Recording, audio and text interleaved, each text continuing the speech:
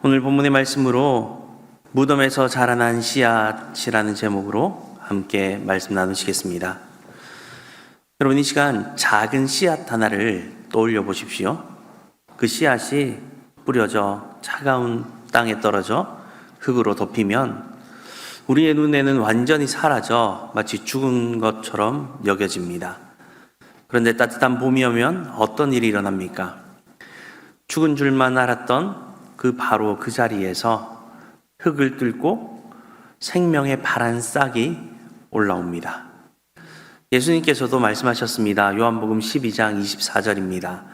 한 알의 밀이 땅에 떨어져 죽지 아니하면 한 알 그대로 있고 죽으면 많은 열매를 맺느니라. 아멘. 오늘 본문은 초대교회의 첫 순교자 스데반이 피 흘리며 쓰러져가는 가슴 아픈 이야기가 나타나고 있습니다. 그날 그것을 지켜본 성도들에게 온 세상이 무너지는 것 같은 마음이 들었을 것입니다. 가장 존경받고 평화롭던 교회, 가장 존경받던 지도자가 죽고 그 평화롭던 교회는 핍박을 피해 사방으로 불풀이 흩어지게 되었습니다. 박해자들은 눈에 보이는 대로 성도들을 끌고 갔습니다. 그러한 상황 가운데 모두가 이렇게 생각했습니다. 이제 우리 교회는 다 끝났다 라고 절망했을 것입니다. 가만히 생각해 보면 우리의 인생에도 그런 날이 있지 않습니까? 억울하게 직장에서 밀려나던 날, 사랑하는 사람을 먼저 떠나보내던 날, 믿음을 지키려다 세상에 조롱거리가 된 날, 그때 우리는 우리의 인생은 여기서 끝이구나 라는 마음을 느꼈을 수도 있습니다. 그런데 오늘 본문을 보면 그러한 상황 가운데서 하나님은 정반대에 있는 진실을 보여주십니다. 우리가 완전히 끝이라 여겼던 그 참담한 무덤의 자리가 사실은 하나님의 위대한 역사가 시작되는 파종의 자리였다는 것입니다. 그날 무슨 일이 일어났는지를 세 가지 장면으로 함께 살펴보고자 합니다. 첫 번째 장면은 본문 7장 59절에서 8장 2절을 통해 바라보게 되는 씨앗이 땅에 떨어지는 장면입니다. 이곳은 예루살렘 성문 밖입니다. 억울한 누명을 쓴 스데반을 향해 사방에서 날카로운 비판들이 쏟아져 나오며 동시에 돌들이 비오듯 날아오고 있습니다. 그 돌을 맞고 피투성이가 된 그는 무릎을 꿇고 하늘을 우러러 이렇게 기도합니다. 59절입니다. 주 예수여 내 영혼을 받으시옵소서 하고, 그렇게 그는 이어서 이렇게 기도합니다. 60절을 보면 주여 이 죄를 그들에게 돌리지 마옵소서, 이 말을 하고 자니라. 여러분, 이 두 마디, 내 영혼을 받으시옵소서, 죄를 그들에게 돌리지 마옵소서, 어디서 많이 들어본 것 같지 않습니까? 바로 십자가 위에 예수님의 기도입니다. 예수님께서도 이렇게 기도하셨습니다. 누가복음 23장 46절을 보면 아버지 내 영혼을 아버지 손에 부탁하나이다. 그리고 누가복음 23장 34절을 보면 이렇게 기도합니다. 아버지 저들의 죄를 사하여 주옵소서. 스데반은 죽는 그 순간까지 예수님을 바라보았습니다. 그리고 예수님을 닮아가는 모습을 나타냈습니다. 이 스데반의 기도와 예수님의 기도에 한 가지 차이가 있다면 예수님께서는 아버지 하나님께 영혼을 맡기셨지만 스데반은 주 예수님께 영혼을 맡겼다는 것입니다. 이것은 당시 초대교회가 부활하신 예수님을 자신의 기도를 들으시고 자신의 영혼을 책임지시는 살아계신 참 하나님으로 온전히 예배하고 있었다라는 확실한 증거가 됩니다. 그리고 성경은 스데반의 죽음을 이렇게 표현합니다. 60절 하반절을 보면 이 말을 하고 자니라. 그럼 참 아름다운 표현 아닙니까? 억울하고 비참하게 누명을 쓰고 돌에 맞아 죽었다가 아닙니다. 주님의 품에 평안히 잤다라고 기록합니다. 이를 통해 바라보게 되는 것은 성도의 죽음은 영원한 소멸이 아닙니다. 영광스러운 부활의 아침을 기다리며 잠시 달콤한 잠을 청하는 것입니다. 이 잔다라는 짤막한 단어 속에 바로 부활의 소망이 고스란히 담겨져 있습니다.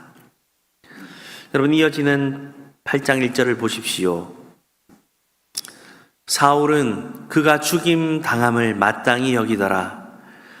그날 예루살렘에 있는 교회에 큰 박해가 있어 사도 외에는 다 유대와 사마리아와 모든 땅으로 흩어지니라.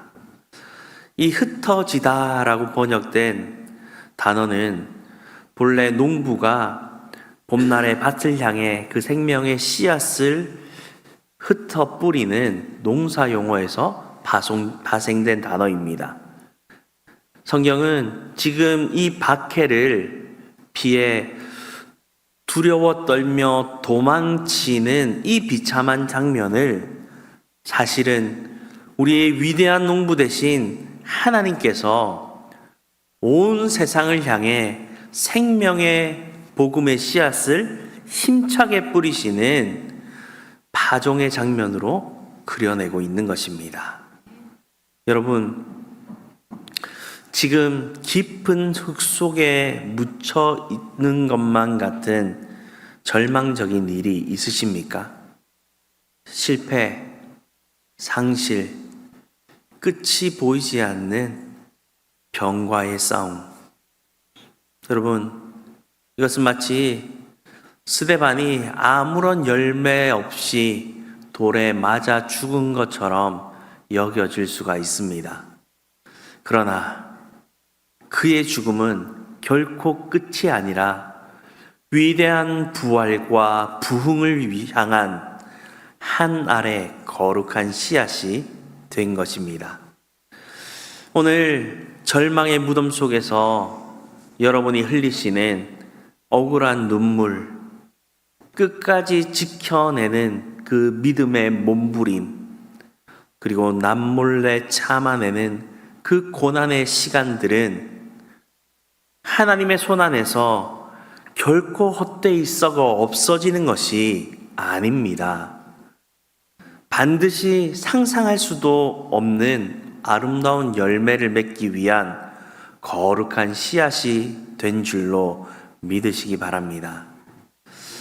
그런데 여러분, 이 거룩한 복음의 씨앗을 온 땅에 흩뿌리게 만든 장본인은 놀랍게도 교회를 가장 잔인하게 핍박하던 원수였습니다. 두 번째 장면 8장 1절과 3절을 통해 우리가 바라보게 되는 것은 원수가 도리어 밭을 가는 것을 보게 됩니다.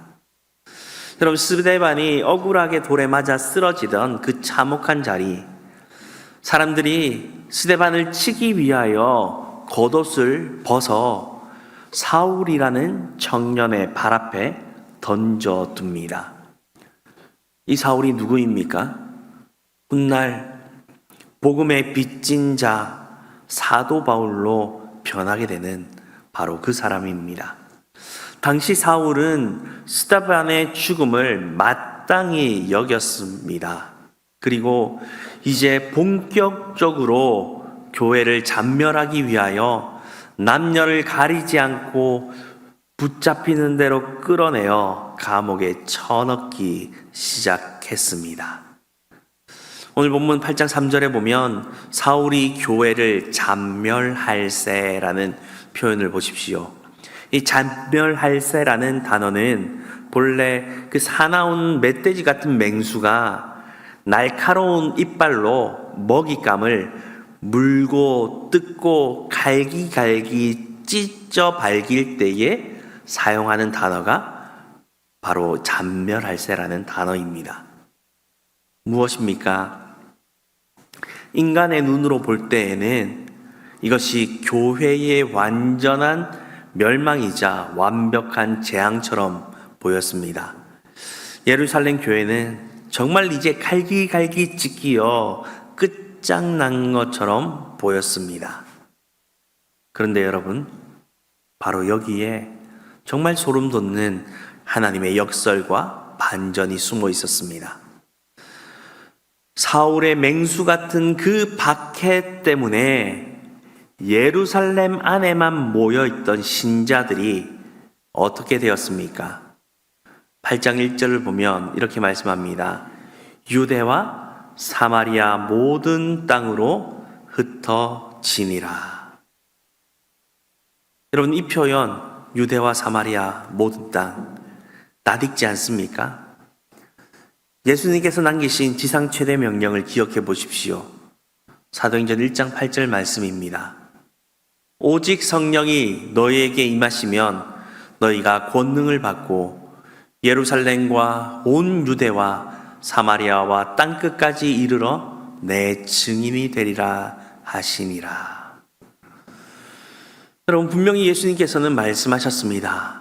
그리고 예루살렘에 어떤 일이 일어났습니까? 성령이 임하셨습니다. 그리고 놀라운 역사가, 하나님의 역사가 나타나 많은 사람들이 믿고 부흥하는 역사가 일어났습니다.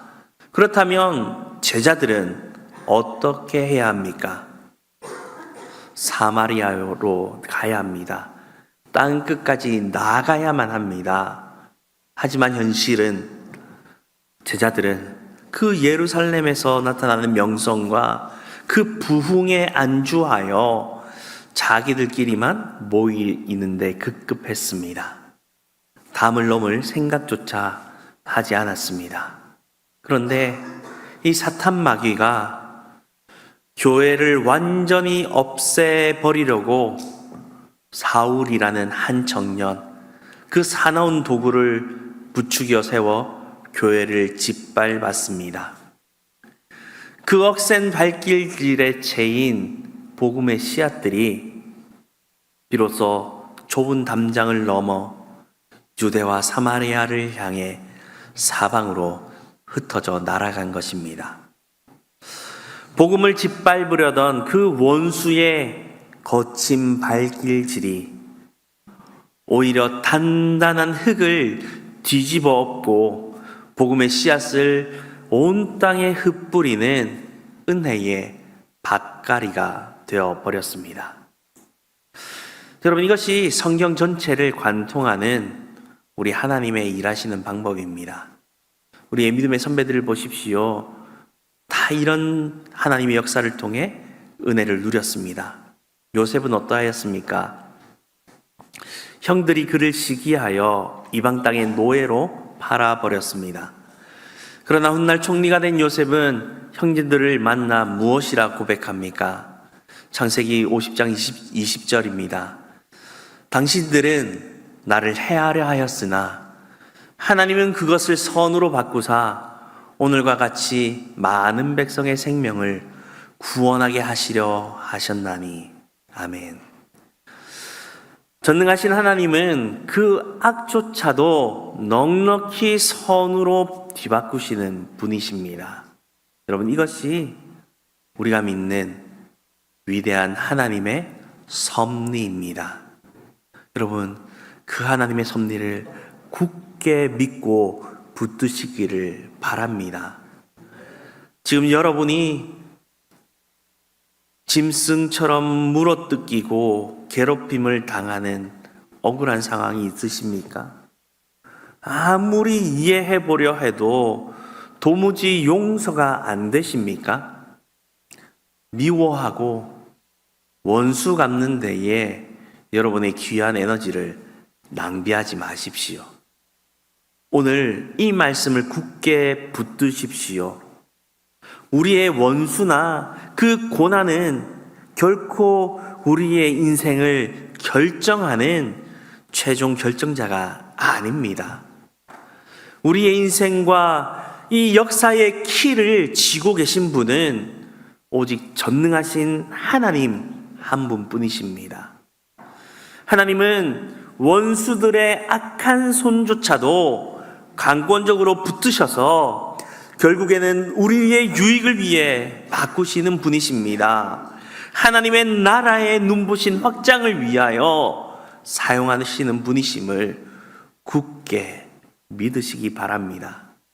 여러분, 그렇다면 우리는 그 고난을 즐길 수가 있습니다. 이 고난을 바꾸어 우리의 눈물을 바꾸어 기쁨의 춤이 되게 하시는 하나님이 우리와 함께 하시기 때문입니다. 여러분, 이 원수의 거친 발길질에 흩뿌려진 이 눈물의 씨앗은 과연 어떤 열매를 맺었습니까? 놀랍게도 가장 척박하고 뜻밖의 땅에서 생명의 싹이 트기 시작했습니다.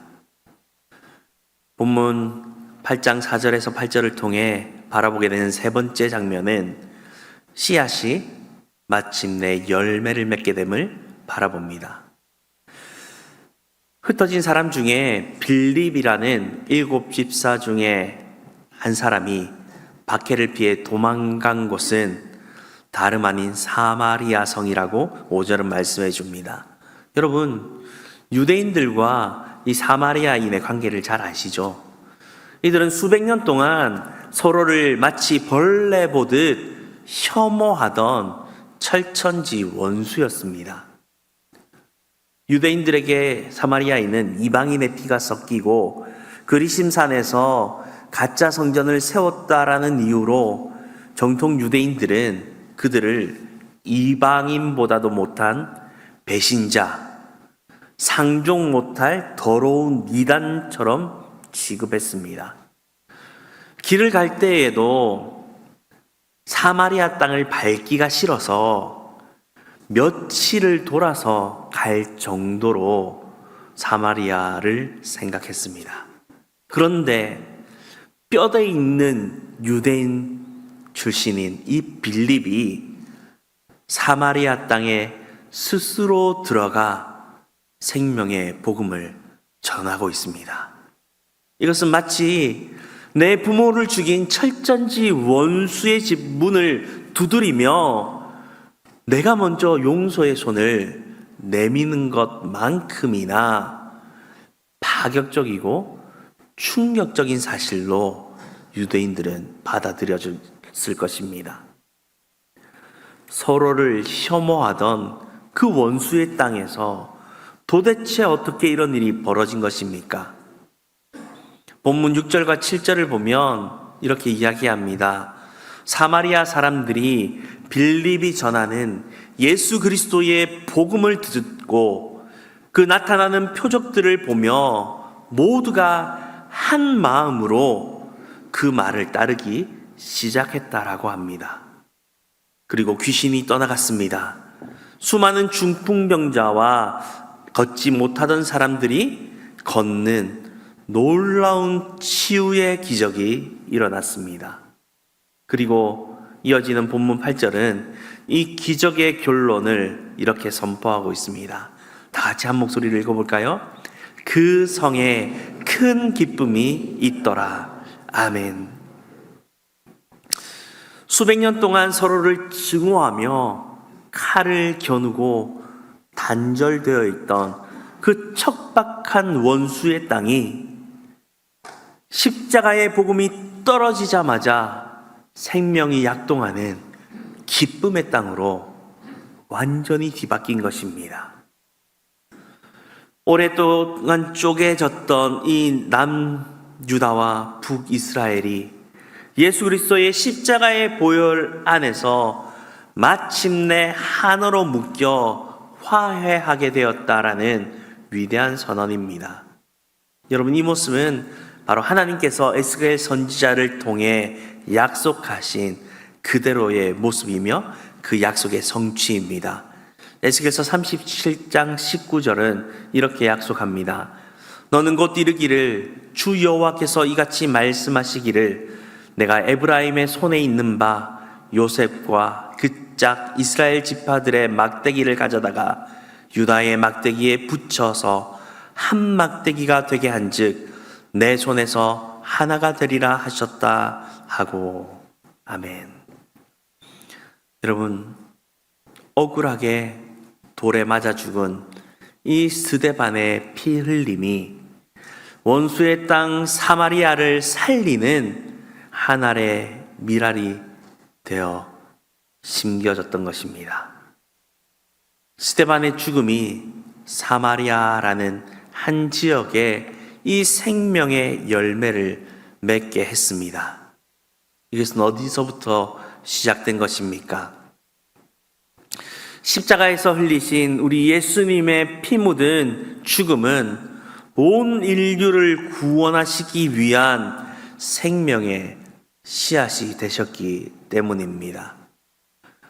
우리의 죄를 대신 지고 그분이 땅에 묻히셨기에 그 희생의 열매로 오늘 저와 여러분이 구원받은 하나님의 자녀가 되어 바로 이 예배의 자리에 감격스럽게 앉아 있을 수 있는 것입니다.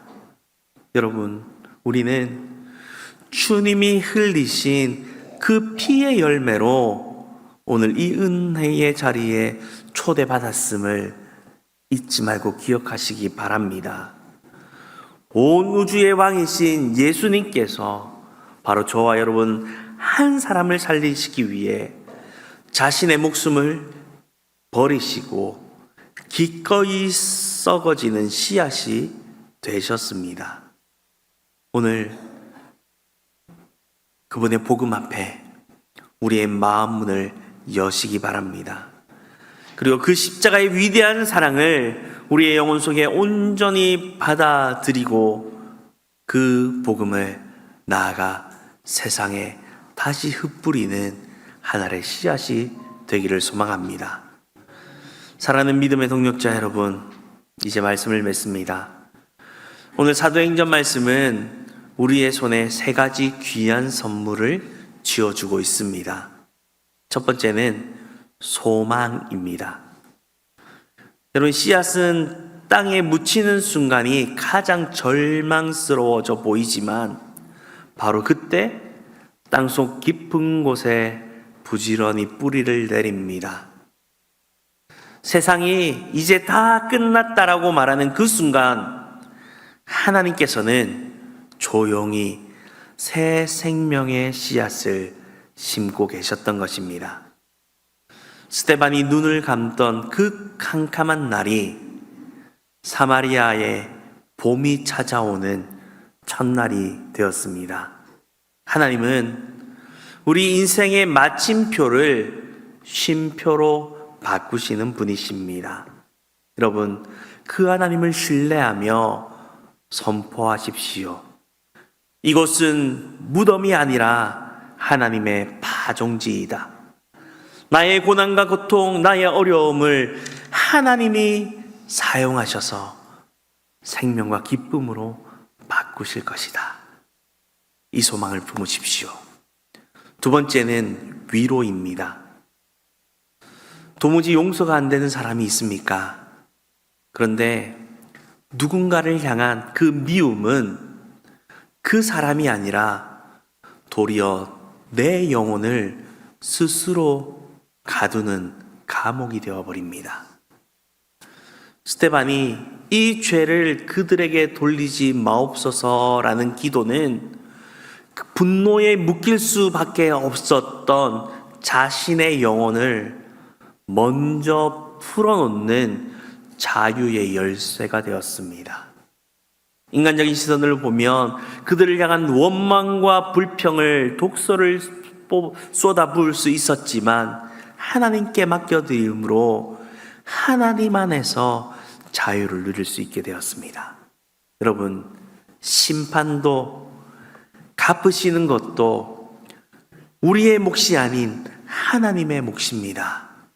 나를 아프게 한 그 사람조차 하나님의 손에 있음을 믿고 여러분의 마음의 무거운 짐들을 하나님 앞에 내려놓으십시오.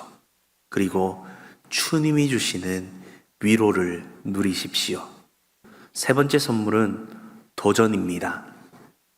여러분, 복음은 우리끼리 간직하라고 주신 것이 아닙니다.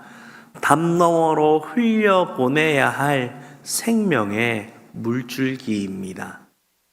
빌립이 사마리아의 담을 넘었을 때에 그 원한으로 얼어붙어 있었던 땅이 큰 기쁨의 땅으로 뒤바뀌었습니다.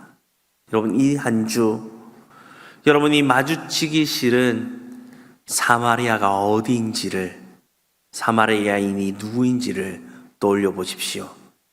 서먹한 가족, 불편한 이웃, 껄끄러운 동료가 될 수 있습니다.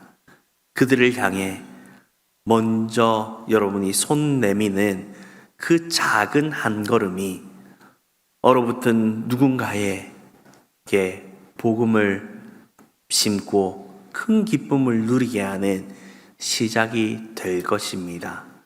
저와 여러분 열매로 맺혀졌습니다. 이 열매 안에 있는 씨앗들을 또 많은 곳에 뿌림으로 더 많은 열매를 맺게 하는 일에 우리는 부름을 받았습니다. 여러분, 한 알의 밀이 땅에 떨어져 썩고 죽어야 비로소 수많은 열매를 맺게 됩니다. 우리 예수님께서 나를 위해 먼저 그 위대한 밀알이 되셨고 땅에 묻히셨습니다. 그리고 그 뒤를 따르는 스데반이 기꺼이 묻히게 되었습니다. 이제는 바로 저와 여러분의 차례입니다. 저와 여러분이 하늘의 씨가 되어 세상을 향해 나아가 복음의 열매를 맺을 차례입니다. 여러분, 그런데 씨는 자기가 원하는 곳에 심기는 것이 아닙니다. 농부가 심어주는 곳에 뿌리를 내리고 열매를 맺습니다.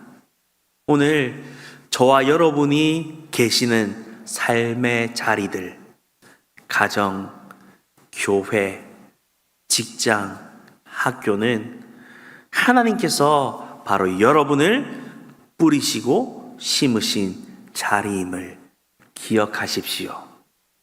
비록 때로는 그 자리가 무덤처럼 깜깜하고 절망스러울지라도 바로 그 자리에서 여러분이 하나님의 생명의 씨앗으로 심기었기에 수많은 영혼을 살려내고 큰 기쁨의 열매를 주렁주렁 맺어 가도록 하나님께서 우리를 사용하실 것입니다. 우리와 끝날까지 동행하시는 하나님께서 저와 여러분을 그렇게 사용하실 줄 믿습니다.